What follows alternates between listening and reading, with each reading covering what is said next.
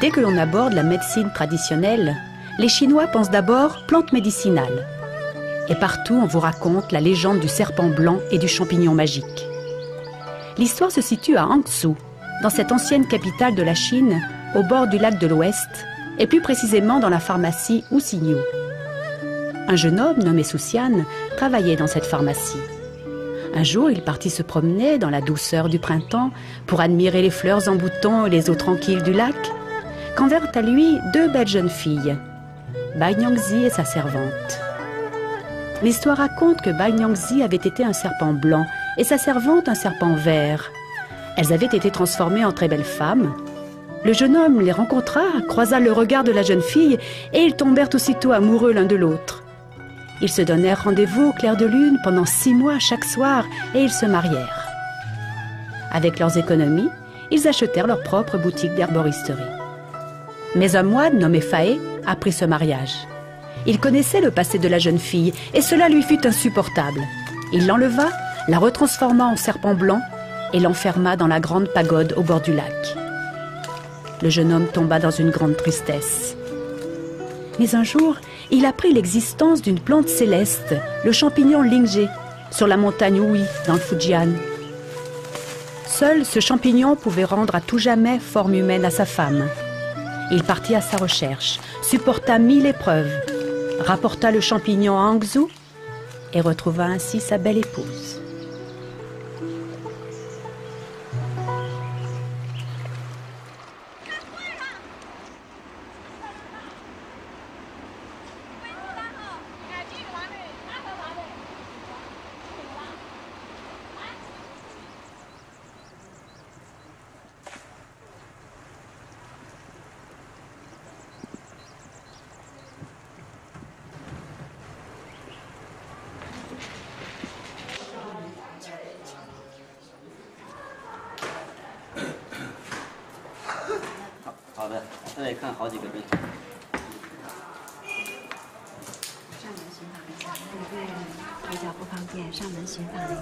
好的，我再取点药。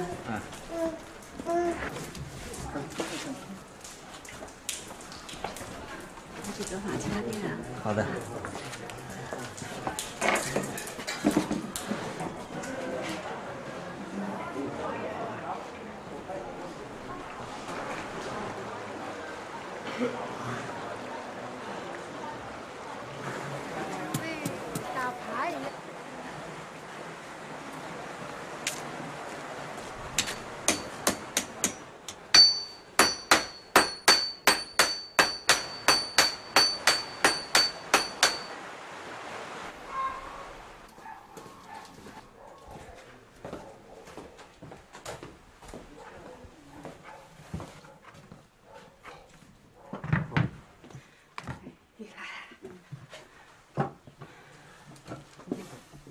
现在是急诊，我是急诊没包皮的，是啊，没有那个保鲜的那个是啊放药水的啊。我没放药水，都是几年了？他现在去了广州3年了，是啊，好，放上上啊，别放这。没有，来月经的时候会不会肚子痛什么？那不会。觉得很软这样子，是啊，看那边，你老公呢？你这个脉还可以的，这脉象还不错的。这边软一点，心血比较少一点，吃饭还好的。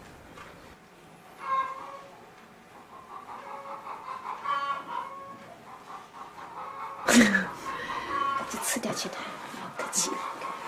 他那个，他胃不好嘛哈，可以弄一点那个，像本地人说的那个叫什么砂仁哈，可以弄点猪肚，有一种叫砂仁哈。什么砂仁？有一种中药的砂仁，买个猪肚，然后把那个砂仁放到那个猪肚里边去，然后把它缝起来炖起来给他吃。叫砂仁是药店包的。哎，药店里包的。然后和那个猪肚一起弄起来吃，那个养胃很不错的。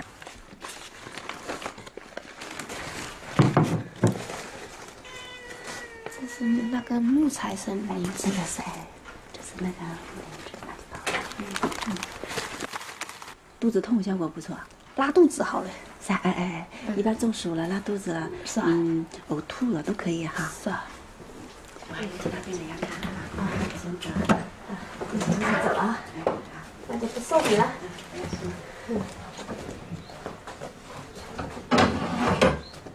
现在。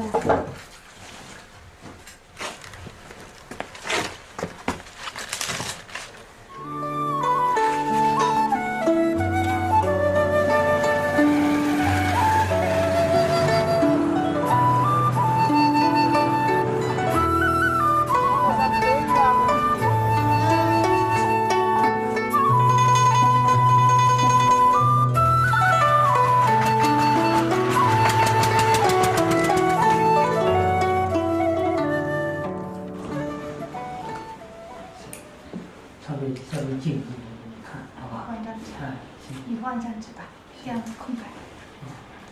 从民族。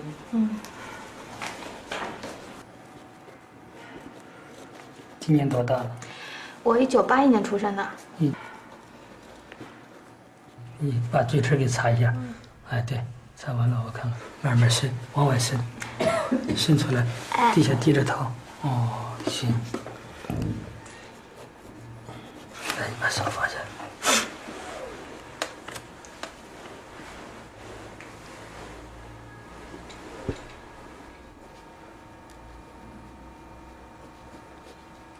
不要这条，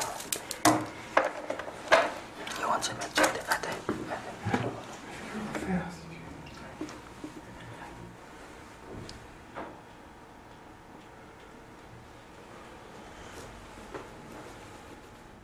行，我跟你说说你这个情况，好不好？好的。再按中医的看法，就看你的五脏六腑，知道吧？肝心脾肺肾，也整个状态，这东西用中医的办法给你查一遍，这叫五脏阴阳，叫五脏，中医叫五行，知道吧？哎，首先一个你肝气不好，有肝气郁结，肝气郁结，郁而不达。郁而不达的这个肝气的，它的有点聚而不走。你平时有胸闷的感觉？对对，尤其夏天。哎，我跟你说，为啥会影响到心脏？所以这时候你不能治心脏，做调肝气。谢谢。再见。好，再见。La médecine chinoise existe depuis 5000 ans. Avec ses 20 000 plantes médicinales, l'acupuncture, la tuina, le tai chi ou le qigong, elle est très liée au taoïsme. Elle n'est connue en Europe qu'en 1671 grâce au jésuite Arvieux qui publie à Grenoble le premier ouvrage sur les secrets de la médecine chinoise. En 1810, le médecin Louis Berlioz, père du musicien, publie quant à lui la première pratique de l'acupuncture française. L'acupuncture connaît son véritable essor dans les années 30, grâce à Georges Soulier de Morand. Mais son enseignement n'entre qu'en 1986 dans 6 universités françaises, dont celle de Lyon, et il est encore facultatif.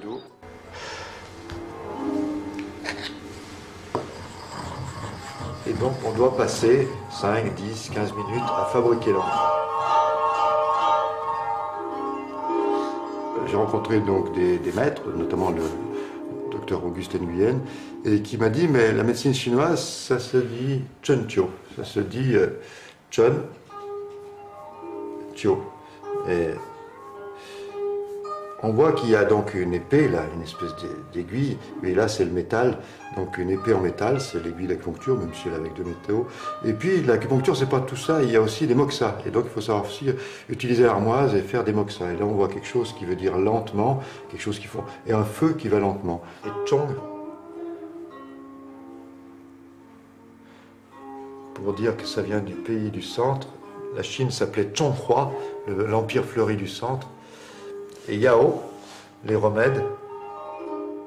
Et donc je me suis aperçu qu'il y avait une médecine un peu externe, avec des aiguilles et des moxas, et une médecine plutôt interne avec des remèdes. Donc nez bouché, allergie, eczéma à la paupière et au cou. D'autres problèmes de santé récents? Ben là, ça allait pas bien, mais ça va un peu mieux là, moralement. Puis je suis toujours quand même fatiguée, mais ça va mieux quand même. Les séances d'acupuncture, pour vous, c'est pas la première? Non, la première fois que j'étais venue, c'était...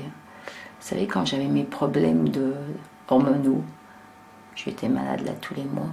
Ça fait longtemps. Je sais plus quand j'étais venue la première fois. C'est pour ça que j'étais venue. Ça fait au moins... peut-être 20 ans. 15-20 ans, je sais pas. Et qu'est-ce qui vous avait fait choisir ce genre de médecine à l'époque? Ben parce que rien n'y faisait. J'avais essayé un tas de... Je vais vous faire tirer votre langue à nouveau. En plus, elle n'est pas sèche. On a en fait 4 idéogrammes pour la mise en place du diagnostic. On dit Wang Wen Wen Tie. Wang, c'est observer, donc pratiquement de manière photographiable, mais surtout observer la langue. Wen, ça veut dire interroger, et on a même un schéma qui s'appelle la chanson des 10 questions, qui regroupe un petit peu toute la pathologie en des questions simples, la sueur, la fatigue, le sommeil, les émonctoires, c'est-à-dire les urines, les selles. Et ensuite, on doit arriver sur un diagnostic qui s'appelle Pakang, les 8 règles. Mais pour bien intégrer ces 8 règles, il faut donc ajouter à Wang l'observation, Wen l'interrogatoire, Wen écouter et sentir, qui se prononce pareil mais s'écrit différemment, et Tie qui veut dire palper, palper les poux, mais aussi palper les zones douloureuses, palper là où les gens montrent qu'il y a quelque chose qui les gêne. Je palpe les poux avec 3 hauteurs et puis 3 profondeurs. Et je palpe en surface, médian et au contact de l'os. Et j'ai donc des perceptions différentes. Et quand on prend les poux, cette partie-là, qui est juste là, correspond à tout le haut du corps. Celle-là, toute la partie moyenne du corps, celle-là, tout le bas du corps. Et ça, c'est une reproduction donc d'un livre. Ce livre est soi-disant le plus ancien de la médecine chinoise, avec une lecture de droite à gauche, de haut en bas, dans ce sens-là. Xylographié, c'était sur du bois, et on gravait à l'envers, bien sûr, comme les sceaux, les idéogrammes. Les livres médicaux vont présenter à la fois des doctrines générales de présentation de la pathologie, de la physiopathologie, du mécanisme. Ils disent Ping-Chi, c'est-à-dire le mécanisme de la maladie. Ils disent Pinyin, aussi l'origine de la maladie. Et l'origine de la maladie, ça peut être dans ce qu'ils appellent les Waikan, c'est-à-dire les sensations qui nous viennent de l'extérieur, comme quand on prend froid, par exemple, ou quand on a été trop dans l'humidité. Et puis les Neishang, Neishang, ça veut dire les blessures à l'interne. Et qu'est-ce qui peut nous blesser à l'interne, si ce n'est l'alimentation déréglée, ou les sentiments déréglés, ou une activité physique, et ils vont dire jusqu'à sexuelle déréglée. La pensée chinoise ramène souvent à une dialectique qu'on dit yin-yang, mais qui est plus perceptible derrière les dynamiques de l'eau et du feu. Donc l'eau qui rafraîchit et qui imbibe, et le feu qui réchauffe et qui dessèche.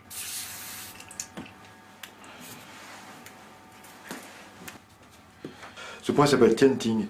Tien, ça veut dire le ciel, Ting, ça veut dire un puits, mais un puits creusé par les hommes, donc il y a eu un effort de creusement. Tien, en médecine, ça sera notre tête, du côté du ciel. Ting, le puits, ça sera notre bassin qui contient de l'eau. Et donc, il y a de l'eau dans le puits, il faut aller puiser dans ce puits et monter l'eau. Et donc, la possibilité d'aller chercher l'eau du bassin et de la remonter, c'est l'énergie du rein. Donc il faut que j'arrive à tamponner le feu du cœur pour éviter que le feu se dégage trop en haut. Et il faut que le feu redescende en bas, comme on fait à la cuisine, où on met le feu sous la casserole et non pas au-dessus, parce que ça grille. Donc quand on met le feu en dessous, avec un bon régime du feu, quand on met de l'eau avec une quantité d'eau correcte, dans les légumes ou dans le riz, eh bien on va avoir une cuisson assez lente. Ce point aurait la prétention d'aller chercher l'eau des reins pour tamponner le feu du cœur, pour éviter l'irradiation du feu en haut. Et équilibrer l'eau et le feu.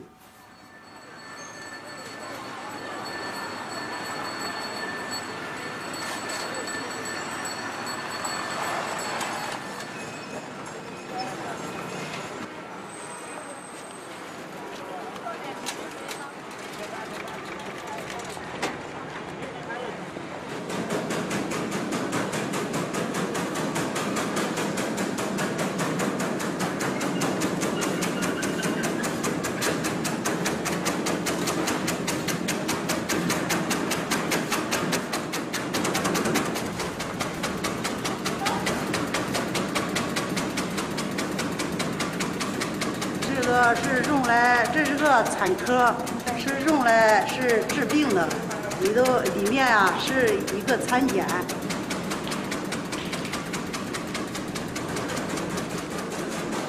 这是灵芝，这灵芝是最好的高等品。这个是蒲公英，来的是安徽良敦，这次来良敦。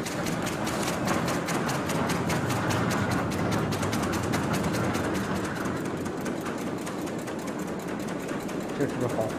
看，好，我们等一下，好，等下吧，放在这里。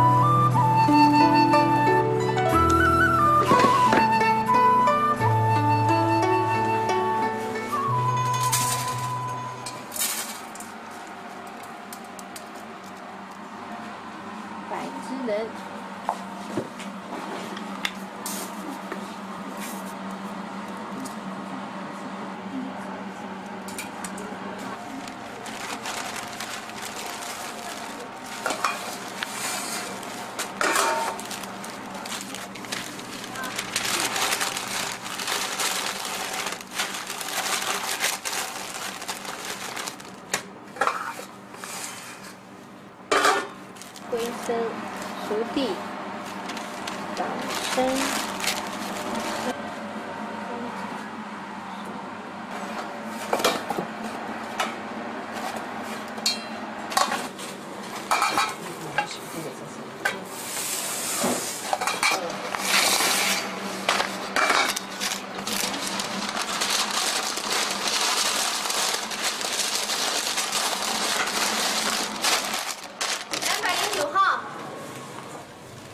209号，叫什么名字啊？陈磊对吧？这里面有2个是一个后下的，一个是包间的啊。这里面这小纸包，包间的就放在这个沙袋里面一起烧，后下的就是要好的以后再放下去。我自己放在包里面。哎，因为这里面有小纸包包好的。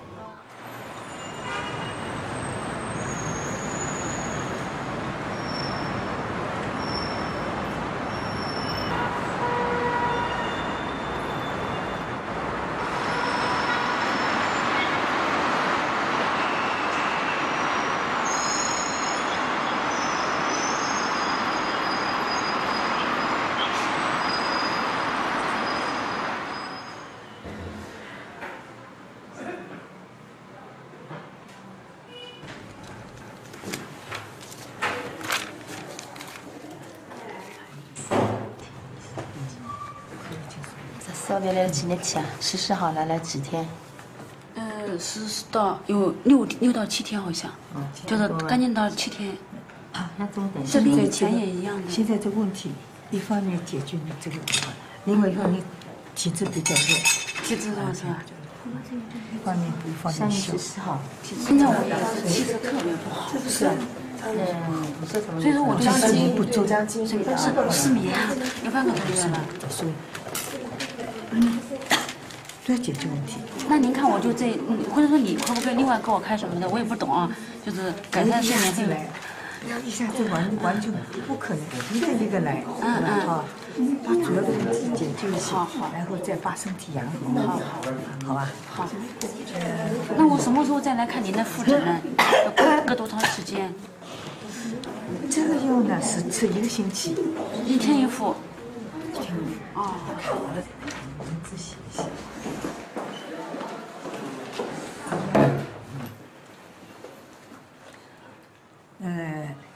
侬今年几岁？54。啊，54岁。54岁，哎啊，这个年龄应该是月经要没有了。嗯，那还有吗？没有了。没有了，没有了几年了？ 3年多了，3年多。那医生是跟我讲，伊讲侬现在看来，伊讲最多活1年，最多是1年。但是这么说了以后呢，我想在这1年里面，我要拼搏拼搏，可能我创造奇迹。对。没想到我现在这个奇迹呢，在我身上发生了。我当时呢，因为当时还不知道有少林骨折。等我开完刀2个月以后呢，我又再转移了，转移到这个束国卵巢。在这种情况下呢，我才知道，因为一个病人给我介绍，他说：“哎，你吃吃看这个药，吃吃看。”我说这个药有这么好吗？他说你试试看。所以我把家里的所有的积蓄全部拿出来，我就买了这个药。买了这个药以后呢，没想到当时吃了将近半年。哎呀，半年以后啊，我这个化疗、放疗全部能做完，而且没有什么很大的反应。半年以后呢，哎，我就一看，哎，我比以前更好了，身体这么，比以前更强壮了。后来我看看，我又去这个做了一次。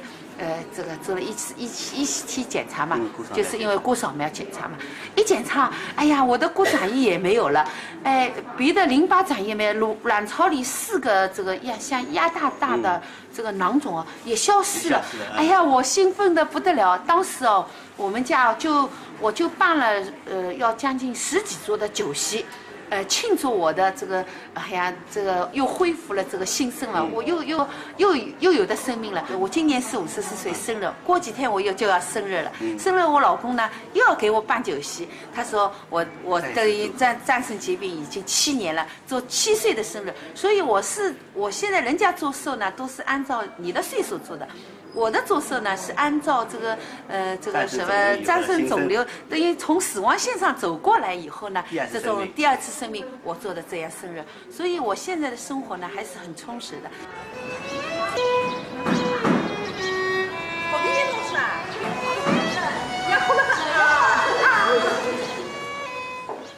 那老婆吃药了？哎呀，吃药了。啊，你这个不要弄了，先吃药。不吃药嘛，你怎么想？你病反正也好的，是吧？苦也要吃的。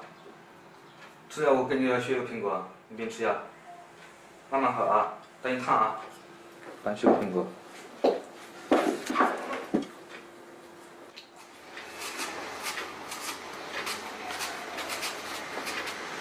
反正病还是要看的啊，坚持一下，坚持到底就是胜利，是吧？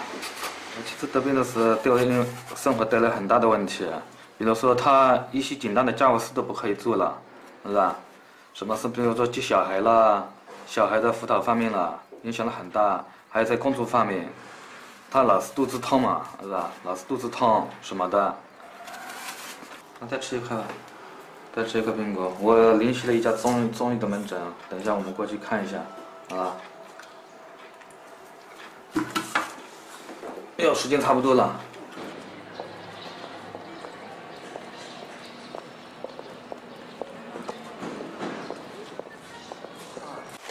当时我这更年期发的时候呢，很厉害，有时候影响工作，有的时候呢，在工作到一半的时候的吧，哎呀，我就觉得自己心慌、头晕，浑身出汗，有的时候就好像感觉到要昏迷过去。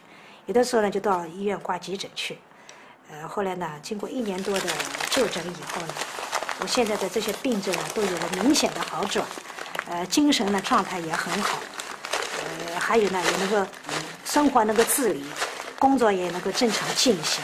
大家都说我，哎呦，你现在说是好像换了一个人似的。我家里呢也觉得，哎呦，你现在确实比以前好多了嘛。那时候家里闹得也是很不可开交的。一会儿去吊针，一会儿去吊针。现在呢，你看，家里都太平了，也这个又有了以前的温馨，对吧？温馨，我觉得中医确实不错的。所以从我自己的亲身经历来说吧，我觉得我很信任中医。我觉得中医呢，确实对我每一个有病的人来说，应该是它是能够治好的。它比西医虽然快，但是它这治表了，不治本。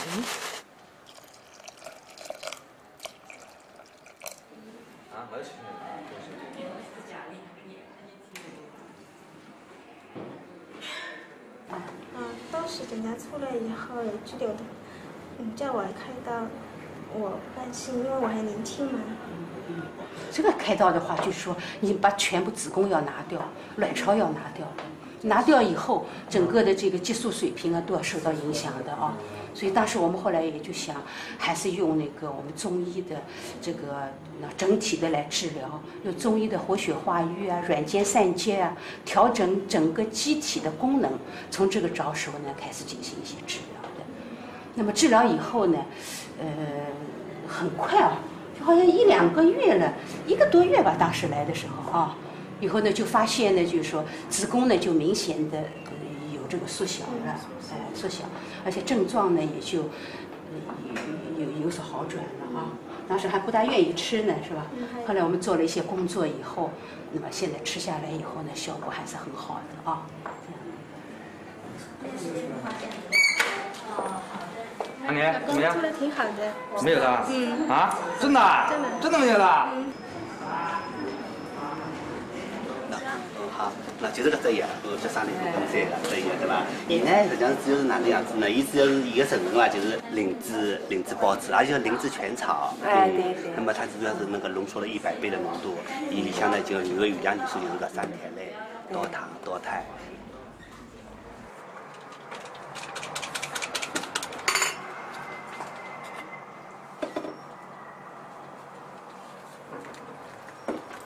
我每天现在吧，现在是这个以前呢是1天要服用6包，刚病重的时候。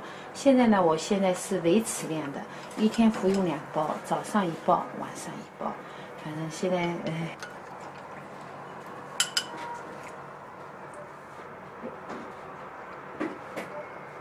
接受治疗以后呢，我现在的生活一点没改变，还是像以前。现在我身体好了，还是像以前一样的，什么事情多做，家务事啊，什么事情多做，就像正常人一样。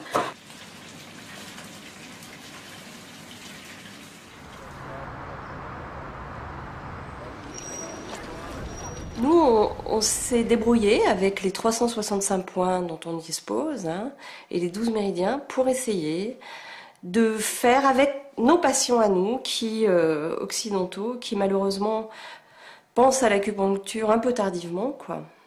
Quand ils ont mangé beaucoup de médicaments, sans résultat patent, quand ils ont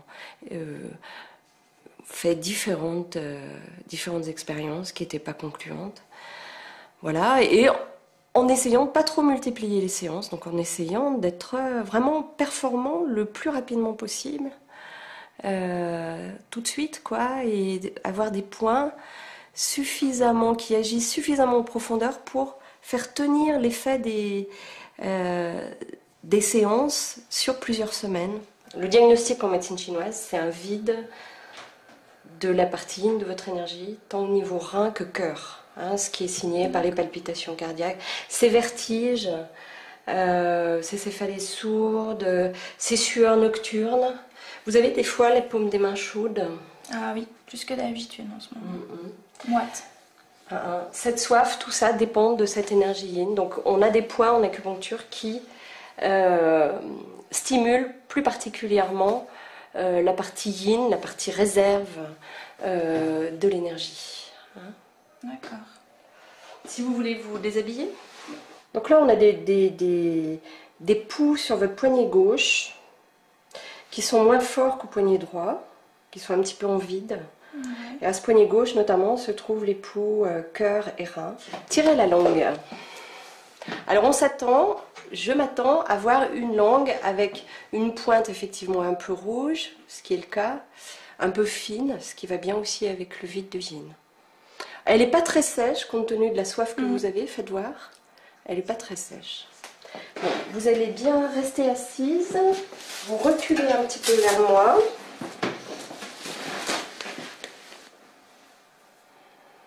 Vous inspirez, bloquez la respiration, voilà. Comment ça va? Ça va, j'ai rien senti. Vous inspirez bien, soufflez bien. Vous inspirez, bloquez, soufflez. Voilà. Vous pouvez vous allonger sur vos aiguilles. Sur mes aiguilles? Oui. L'appartement est bien insonorisé. Les voisins ont l'habitude. Non mais je peux pas. Allez-y. Allez-y. Comme ça? Ouais. Ça va? Ouais. C'est vrai? Ouais. C'est normal. Allez, allongez bien. Très bien. Soufflez bien. Là, je vais relever un petit peu ce yin général par ce point.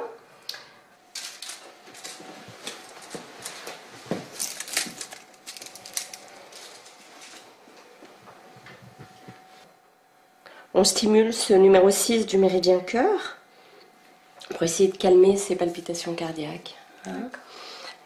En médecine chinoise, il y a ce qu'on appelle l'axe Shaoyin, c'est-à-dire un axe cœur-rein, le cœur représentant le feu, le rein représentant l'eau. Donc il faut que les deux soient en harmonie, qu'il y ait toujours un langage qui se fasse bien entre les deux, pour que l'organisme soit en paix, quoi. Tous les bons acupuncteurs, même s'ils ne pratiquent pas le Tai Chi Chuan, qui, comme vous savez, est d'inspiration taoïste, ou le Qigong, même si ne font pas forcément toujours des méditations taoïstes, ont une pensée qui est celle du taoïsme, c'est-à-dire l'homme est toujours un élément parmi les 10 000 êtres, et l'homme est un élément dans l'univers qui interagit sans arrêt avec cet univers. De l'armoise, c'est ça? Ouais. Et là, on va chauffer l'aiguille. Un petit peu à distance, vous allez sentir la chaleur. Il faut toujours que ça soit... on sente la chaleur sans que ça brûle. Bon, donc là j'ai piqué le point, ce point de Chongquan, et je chauffe l'aiguille, mais je pourrais tout aussi bien, ce qui est plus important là-dedans, c'est cette action pour chauffer ce point. Donc je pourrais très bien, lors d'une autre séance, ne pas piquer le point et chauffer simplement. Je crois savoir que l'idéogramme acupuncture, ce qu'on a, veut dire exactement aiguille et moxa. C'est-à-dire pour la médecine chinoise, il est obligatoire de faire des moxas. Hein. Alors les aiguilles sont pour le manche en cuivre et pour la tige en acier inoxydable. Quand j'ai commencé à exercer l'acupuncture, vous me dites bien, ça va, quand je le soulève un peu, ça va. On utilisait des aiguilles d'acier, mais on utilisait des aiguilles d'or qui avaient la réputation traditionnellement de tonifier l'énergie, et des aiguilles d'argent qui avaient la réputation de disperser l'énergie au point qu'on choisissait. Hein. Et puis avec l'avènement des aiguilles à usage unique ou à usage personnel, de ce genre d'aiguilles, donc, on n'utilise plus les aiguilles que l'on stérilisait 1 à 2 fois par jour, donc des aiguilles d'or et d'argent. Mais maintenant, on a rangé dans nos placards les stérilisateurs.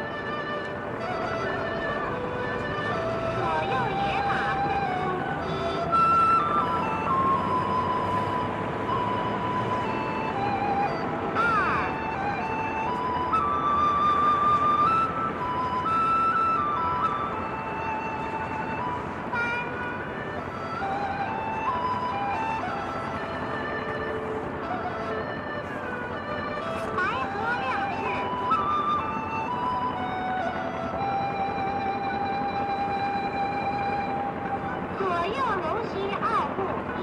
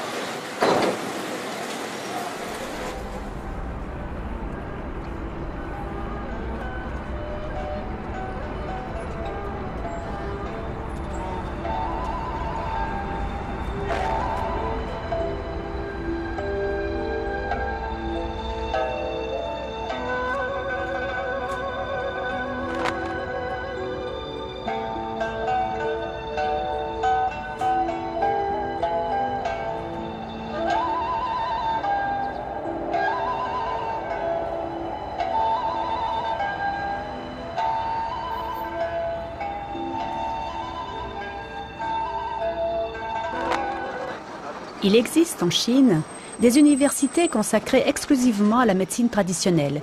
Des étudiants du monde entier viennent s'y former. En même temps, les laboratoires se développent pour mieux définir les aspects scientifiques de cette longue tradition et la perpétuer. 首先，我们来讲一下西洋术的概念啊。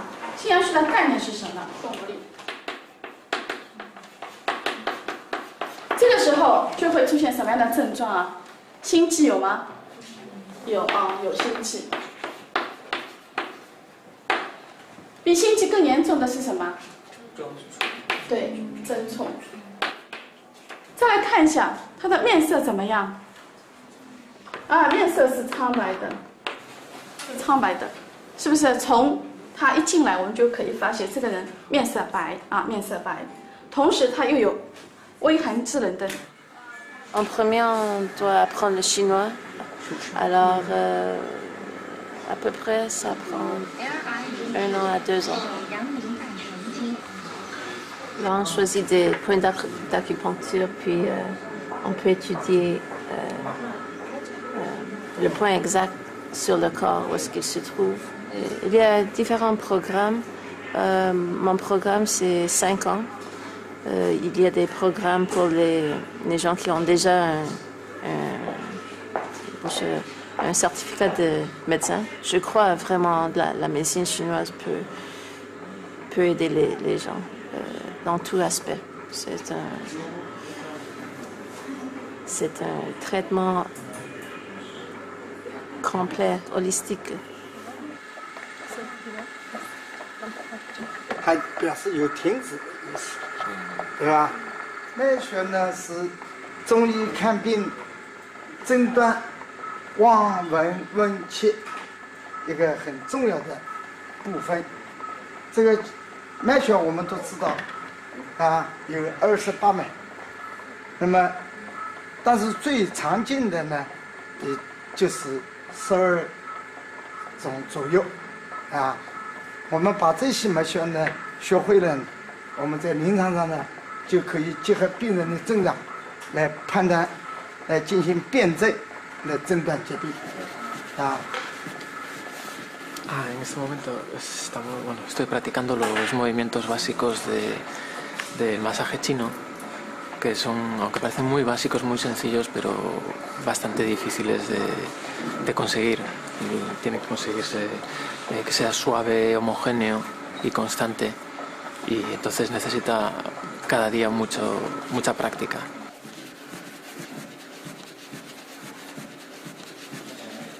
Y antes he estudiado 1 año de chino, o sea que 3 años. Después, en principio, se supone que acabando la carrera, el título que conseguimos, en principio, se puede ejercer la medicina china en Europa. Entonces mi intención es regresar a Europa, a España concretamente, y abrir una consulta de medicina china.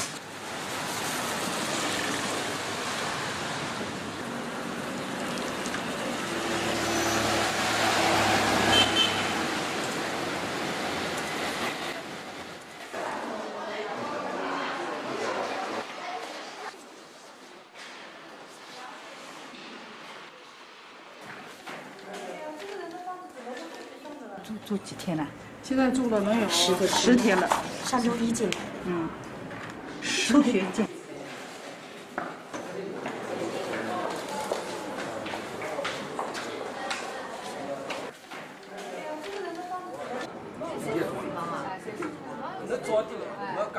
现在呢，就是对我们整个推拿课来说呢，现在我们有些就是要讲究一个调整的东西。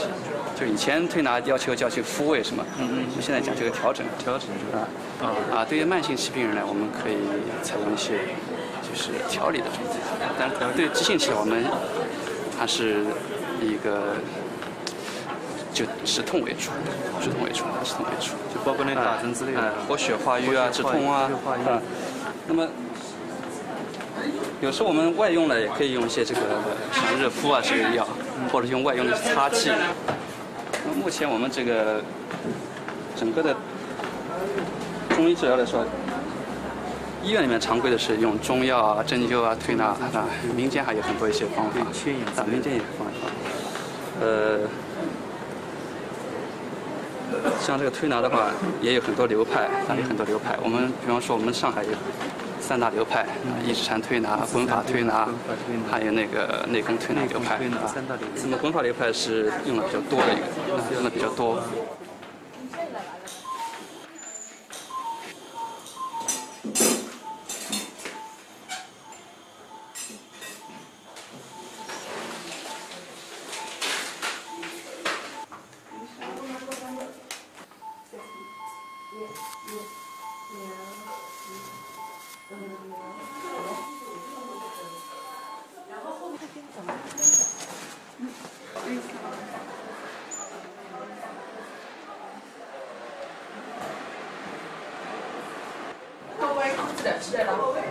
侬好，我自家来的。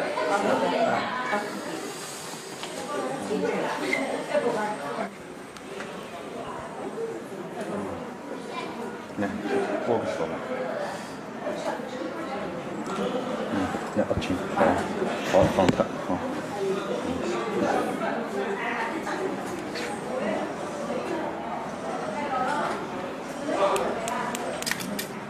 阿拉打针呢，主要是帮侬疏通下经络，因为侬现在呢，从中医理论来讲呢，侬搿个经络呢，侪勿是老通。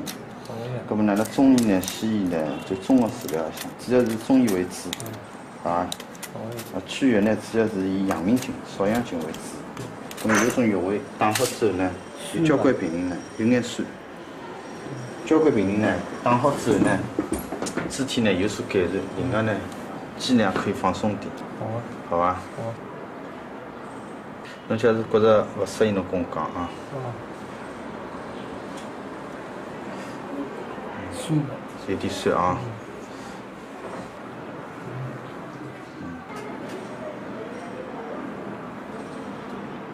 可以啊。好，明康再帮我打2针。侬明康8针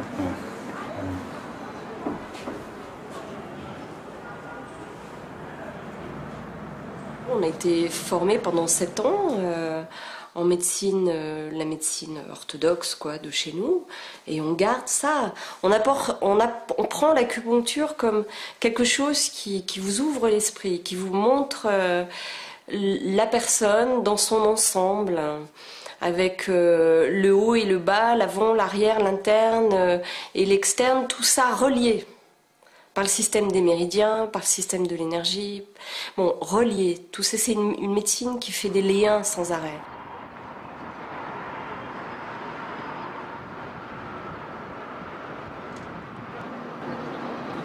我在做企业的时候，在整个我们的产品，我们对我们的医疗服务，那么来讲就是它完全是按照中医本身的这样一个就是说这个思维方式。然后来讲，就说这个什么呢？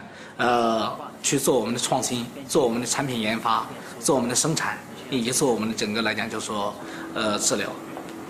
那么在做的过程中间呢，我们也碰到很多的一些阻力。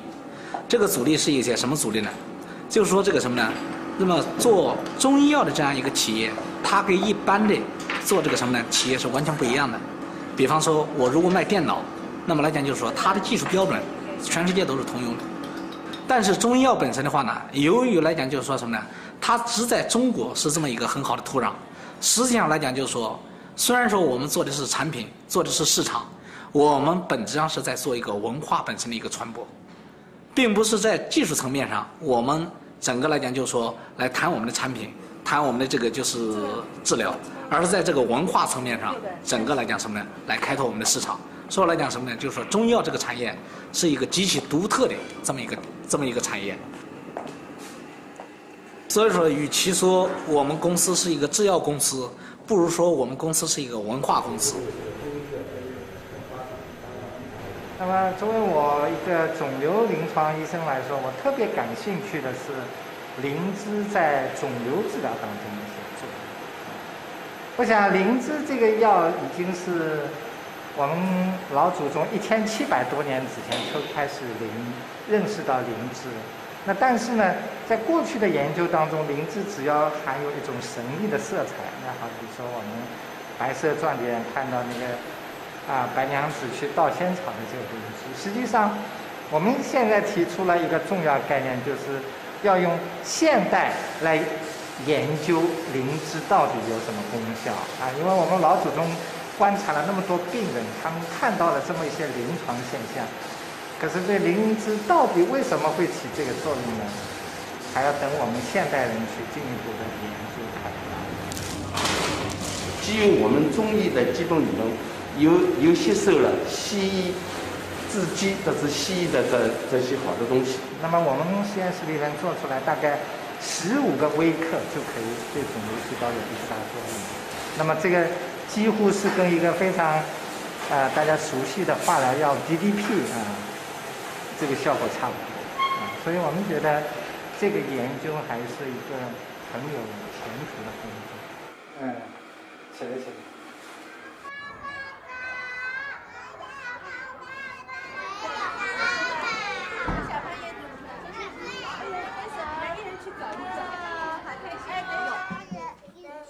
等他们安静下来。可以，你告诉他们，我等你们安静下来。我等你们安静下来了再说。好，说吧。这个灵芝呢，它由于呢它很好的吃了，所以呢它传说呢它可以起死回生。什么叫起死回生呢？就是人死了可以吃了它就可以又活了。哇！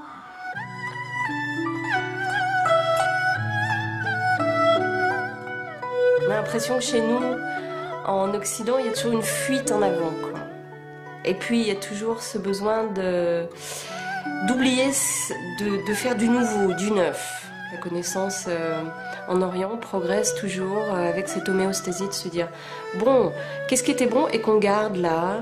Comment on peut intégrer le nouveau dans ce qui existait déjà?